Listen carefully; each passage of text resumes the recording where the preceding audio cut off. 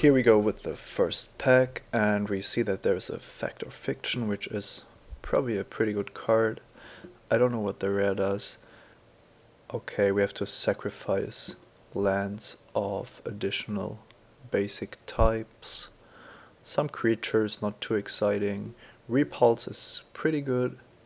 So is Exclude, another Repulse. There's also Armadillo Cloak, so I think Armadillo Cloak and Fact or Fiction are the best cards in this pack, and both Repulse and Exclude make for very good blue cards. Now, Armadillo Cloak is not what I'm looking to do in this format, but it might even be better than Fact or Fiction, but I'm going to go with the card draw here, which is also kind of my plan. So I'm sure you can draft a green-white based aggressive deck, adding either red or maybe blue, I don't know. So we won't have the time to go over all of these. We have to remember that damage doesn't stack anymore. That makes some cards worse. And here we have one of the sack lands. Now, Agonizing Demise is probably one of the best black commons you can get. There's a second Armadillo Cloak which will be very nice for the guy behind us, but after having passed the first one, I think passing the second one and trying to prey upon the guy with the cloaks with very efficient instant spot removal is probably a good idea. And this puts me into the Grixis colors, hopefully putting our left neighbors into green-white. Now, hopefully we won't have to worry about our mana curve too much, but this is too early to tell. This isn't exciting. Now, Ordered Migration is good even if you're only 3-color, but I'm not looking at domain cards this early. Not if I have these powerful spells to, well, just allow me to draft a control deck, and then I really need better finishers than some birds for 5 mana. Now, damage prevention, this is basically also damage prevention. Opt is nice, but not that efficient. I think this format has quite a lot of 5 mana 3/3s, but that one isn't the worst, and it would stay within our colors. The Squadron is a 3/3 flyer for 5, which is very efficient. I don't know if it's better than Recoil, but I'm going to go with the Recoil here first. Maybe Squadron would be the pick, just as a nice 5-drop.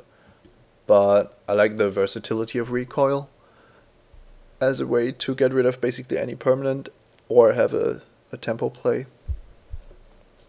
Phyrexian Infiltrator looks very slow, but can be used as a pseudo mind control effect, or maybe Gilded Drake is the better comparison. If your opponent is blue, he's just going to switch red back, but I think that's fine. Now, we already see that we have 3 spells and no creatures at all, which might become a problem at some point. Now, I'm not a big fan of regenerators in defensive decks because you usually want to use your mana for other purposes. Soulburn could be quite good, actually.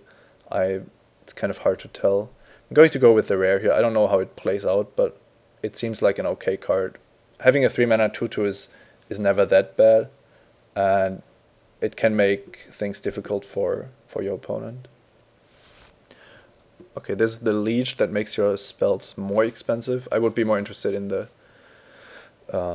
2 mana guys that reduce the cost of your spells, so that's not really interesting. That's quite an efficient card for the times this set appeared in.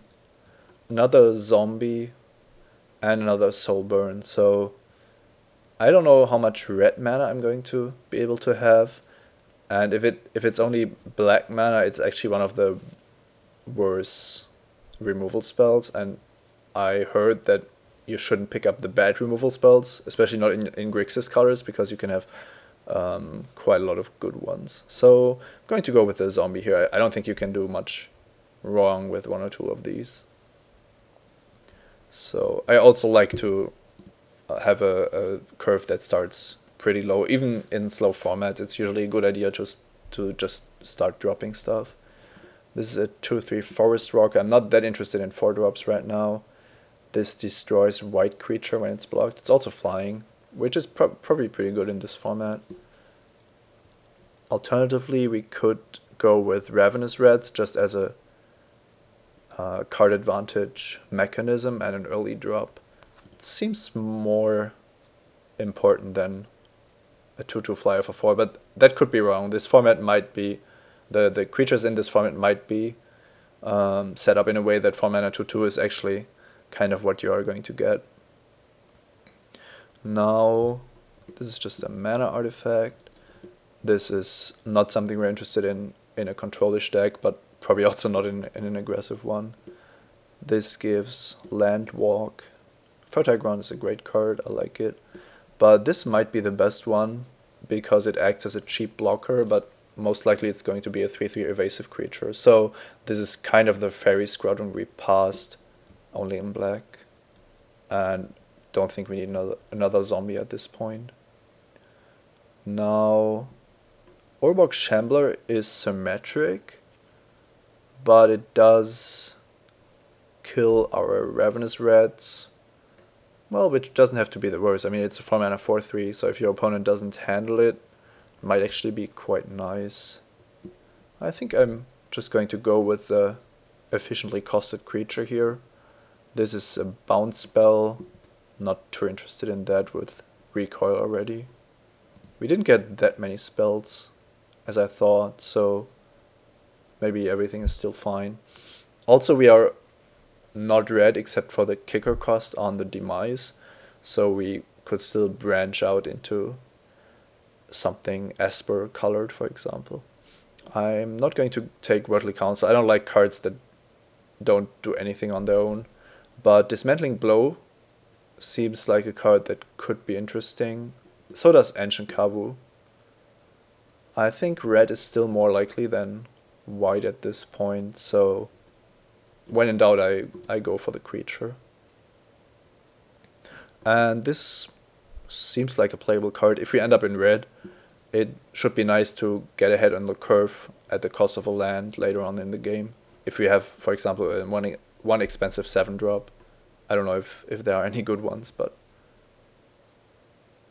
Okay, the migration is still here, which looks like nobody's drafting Domain, but I'm not going to. It's not my... I think you probably want to be base green, but because you get Harrow and whatnot.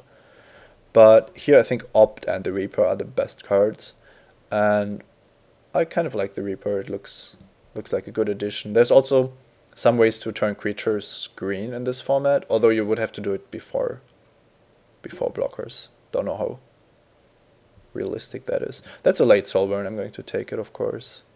And Scavenge Rapine is still not exciting, but maybe Worldly Council is going to be in the deck.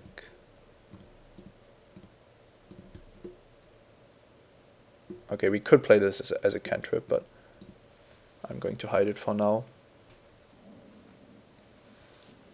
It's also not really clear if we are going to be in red, but having two base colors... Well, actually we have only black as a base color, because after Fact and Recoil, and maybe the Infiltrator, there wasn't really any great blue cards. But in such a multicolored format, I think it doesn't matter that much which cards you are passed, as long as you get sufficiently good cards out of the packs. So even if my right neighbor is blue, I don't think I have to care that much. Now, I'm going to focus on the... Well, this seems awful because it doesn't add mana itself. So let's focus on the cards in our colors. This is only 2/2 for 5, but it does have a submerge effect. Putting the opponent's creature on the library sounds very good. But there's also Magma Burst, which is just a very good removal spell, and it does kill 2 creatures if you kick it. So I'm just going to highlight that and quickly check what else we have. I think the rest is just not on par with Magma Burst. Hunting Drake was a close second, but this is really, in the late game, it's a 2-for-1 removal spell because you don't need your lands, and that makes it an easy pick, I believe. So currently we could still be black, red, splashing blue, or just playing all of these. Theoretically, we could also still switch colors, well, just drop the Fact or Fiction. But right now it doesn't look like we need to.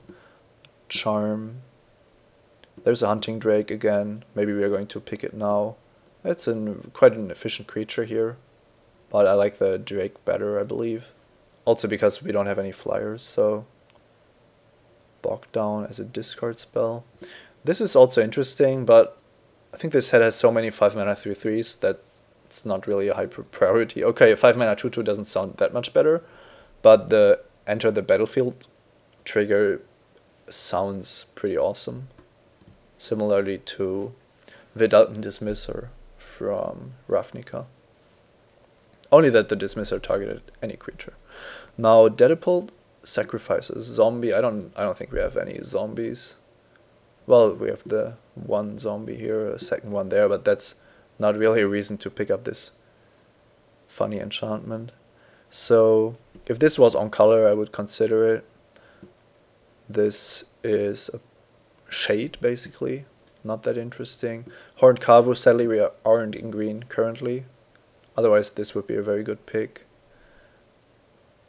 It might be that we have to pick Seasoned here as a way to also fix our mana or screw somebody, but it's a 5-drop, so that's probably too late to start fixing your mana. I think Singe might be the best choice just to get rid of some utility creatures. I don't know if there are any, but my plan was to draft a removal heavy deck, so I'm going to go with the cheap one. And there's a Rushing River, which is very good, but let's check out the other cards real quick. I hope you understand that I can't talk about every one of these. I don't even know what most of them do, so I'm just going to try to go along here. Kevin Harpy is very good, I believe, and you can do some tricks with it. Of course, Oborg Shambler makes all of this pretty awkward, but we do have Ravenous Rats, for example, which is a nice way to interact with the Harpy. Now, the alternative is Rushing River, which was much better when damage still sacked. So I don't know if we need another bounce spell in addition to Recoil. And Cavern Harpy just seems like the much more efficient card. Okay, yeah, I'm just going to take the creature here. Bog Down is a Mind Rot with a kicker cost, but I don't know at which part in the game you want to sacrifice lands to have your opponent discard more cards, because in general he's going to have less and less cards the longer the game goes, and that's when you want to be able to sacrifice your lands for the kicker cost. That's when you'll be able to do that. So this is not an option, and this one isn't either, I'm afraid. This is the black-red gating creature, and if we pick this up, we might have a nice third pack where we can prioritize cheap creatures with comes into play effects in addition to Ravenous Rats. So it's also like very efficient. So taking back one of these other creatures sounds like a good deal. And this one even has a Leaves the Battlefield trigger, so there might be the potential for some kind of combos. And here there's a Marsh Crocodile, which also has the gating, but it's just so much stronger than the other cards. What does this do? Each player loses X life. Okay. Minus the number of cards in your hand. Okay, so I don't think we're going to bother with something like this. But Marsh Crocodile sounds very nice. I'm afraid that we might have too many gating creatures at some point, but it's just so much better than the Bloodstock. And now there is Slay. It just destroys a green creature, which can't be regenerated. Sounds good. And Death Bomb used to be pretty good because you could stack damage. Now I don't like it that much with the additional cost of sacrificing a creature. So maybe Slingshot Goblin is the pick actually, dealing 2 damage to target blue creature just by itself, and it would make any color changing effects we pick up very powerful. That looks like a good card. It's also something to return with Lava Zombie, and any color changing effects are going to be good with our gating creatures. Now, okay, this is the anti-gating card. We aren't going to take that. This could be a nice sideboard card, but I'm looking at this as a potential filler. And well, this is not the kind of color changing effect I was looking for. I was looking for a creature that just taps to change the color of a creature. Now, no, I think we have to take a 3-mana tutor here that even produces reasonable mana. If it helps us cast Effect of Fiction, it's probably worth it.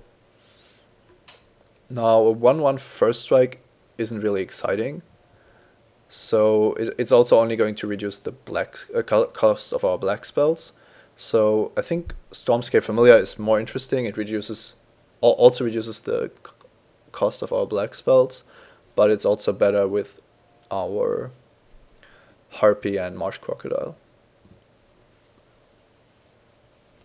Now we could pick up a second Familiar, which doesn't sound too bad. I mean, we do have quite a lot of black spells. Black is our main color.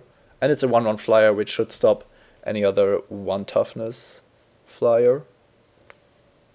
This is also a pseudo removal spell, but I think a second familiar can't hurt.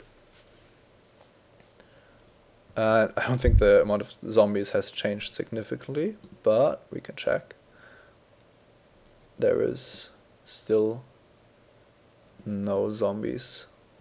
Oh well, we do have couple more zombies, but still not any amount that would be enough. But I think I'm just going to take the rare here. Who knows?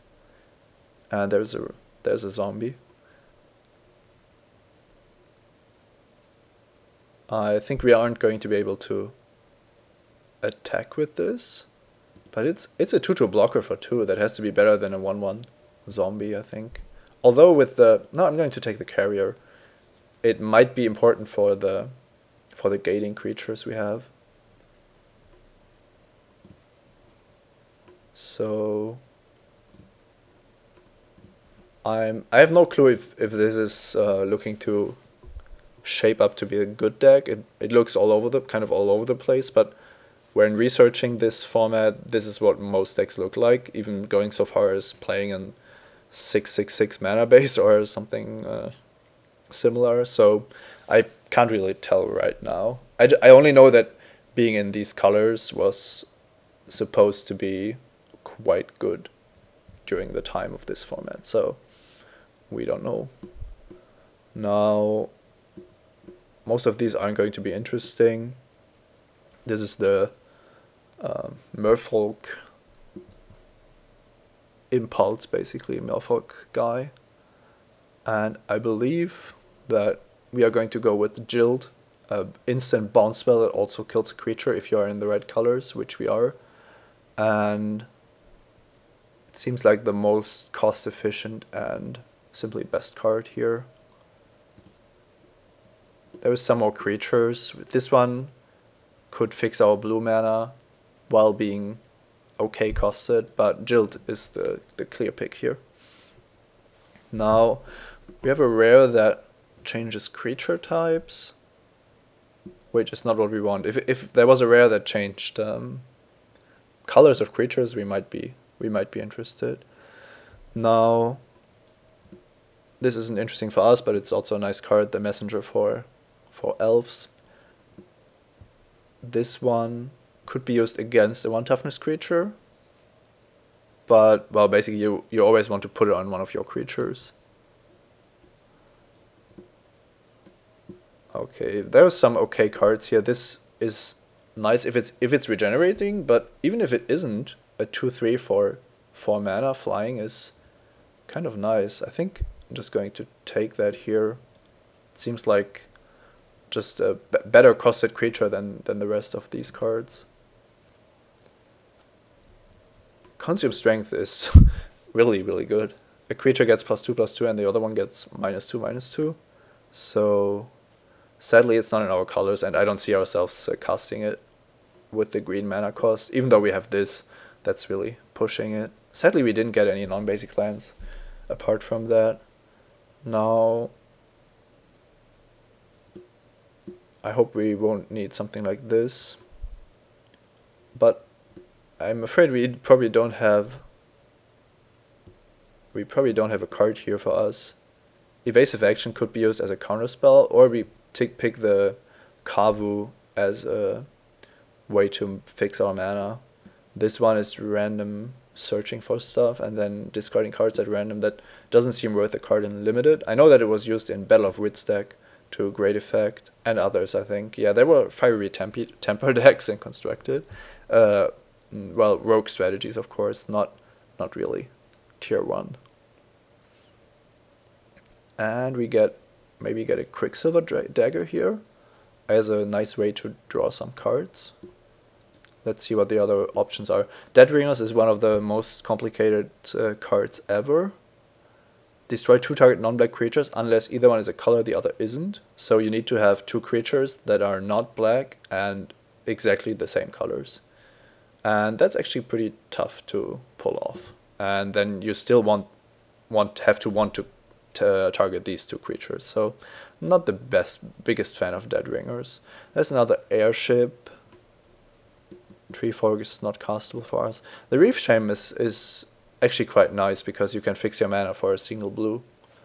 So that would actually be a card to consider. I just think that Quicksilver Dagger has to be so much better that I'm going to pass on that.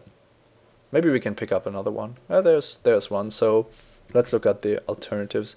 This is only good if you have the opposing colors creatures in play or permanents. So just glancing over these, I think that Reef Shame has to be the pick. He's even an O2, or she is even an O2. So at least stops all the 1/1s, which might be relevant sometimes.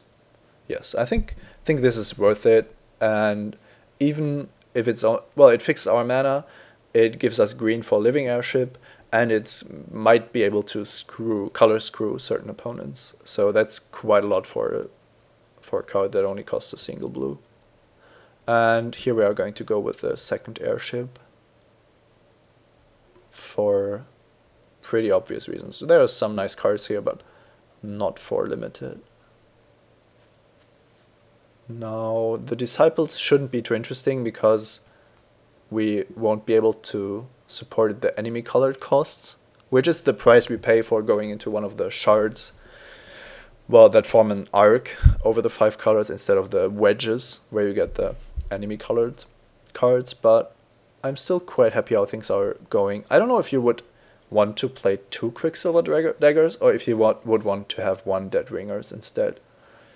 I have a feeling that it's probably better to go for a more diverse setup where we have 1 Deadringers, which can be an absolute blowout, and 1 Dagger, which can be strong but is also quite unreliable. So I like to have 1 of each, I think. Now, Foul Presence still there as a card to off low toughness creatures, and I believe we are just going to take it. Probably not going to play it, depending on, well, it's almost like the red card in Avacyn Restored, where you get to ping, and this is a combat trick of sorts. So maybe it's actually quite good. Now, don't think we are going to play any of these. Destroy target artifact. Now let's just take the black cantrip. And another Full Presence. Yeah, if we have a matchup where this is good, then we definitely want more of them. And Squeeze Response is just, I think, too unreliable. I don't think these conditional counters are interesting, so I'm going to take the Druid. Maybe it's going to be relevant. And that's a pretty late Kavu Howler. I don't want to play against that.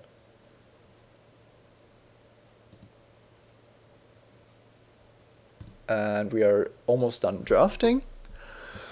So from this we can already tell that we have a pretty nice Grixis setup ahead of us. The curve looks okay if we consider this a slow format. We do have some late game stuff, although not that much, but I hope that the more efficient cards here kind of make up for that, as we do want to take the controlling route. But we do have quite a lot of ways to stop early aggression, and I believe we should have more than enough playable cards. So we could consider an 18 land setup or maybe 17 lands, depending on how things work out. With the two Stormscape familiars, which I think we're going to play, it might be enough to play 17. It acts as a pseudo land as well. Now, let's just see what the better cards are. Well, just going from what I believe this format to be about, I actually don't have a clue, so just trying to not make any glaring mistakes, basically.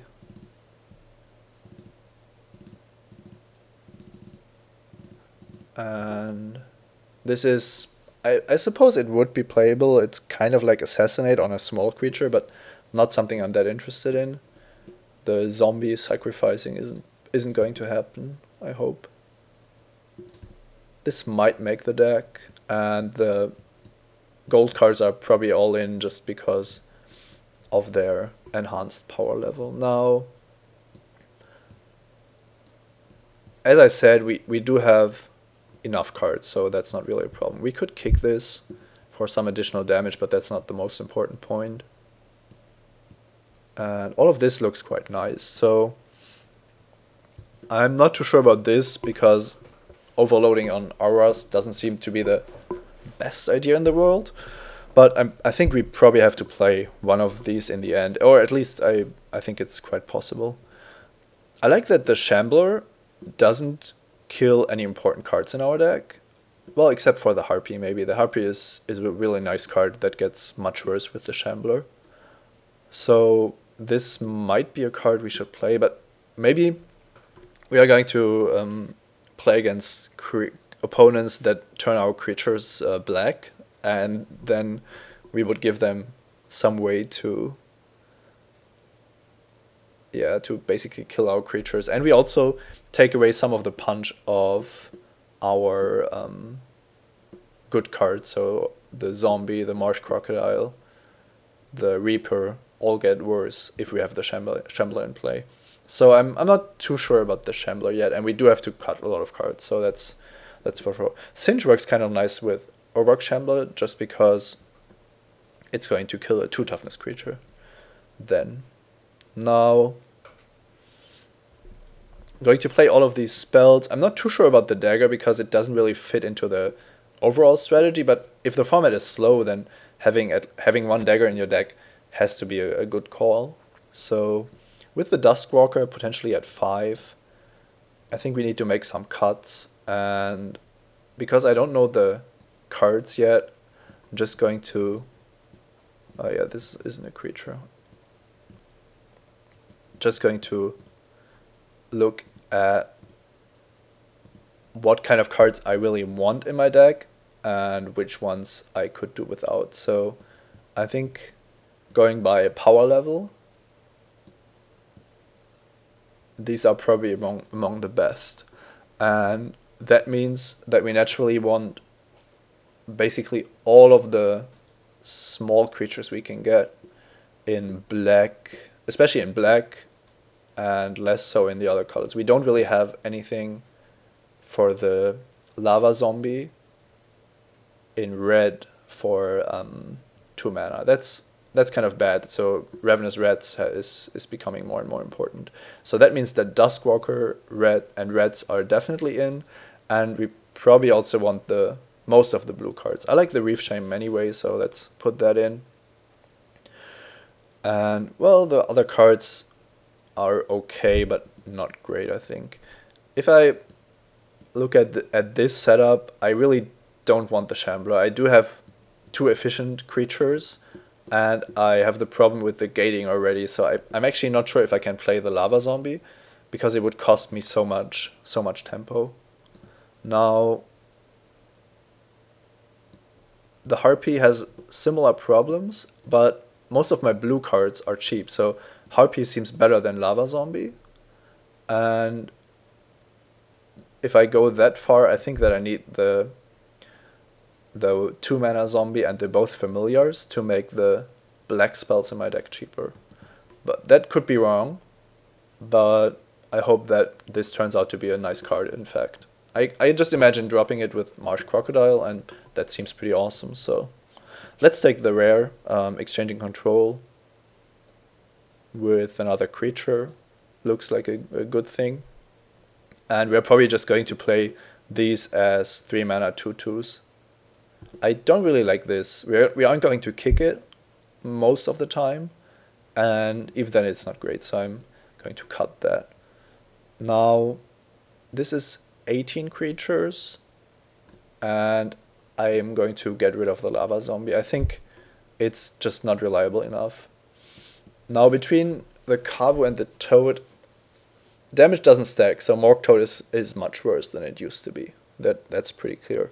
We also can't make that much out of the mana, but we do have some expensive spells, and our black spells get cheaper, and we need black creatures to return. So this looks like naturally we are just going to reduce the number of red cards in our deck overall, and that would make the mana base better and looks kind of decent anyway. So that said, I'm going to return the best cards here.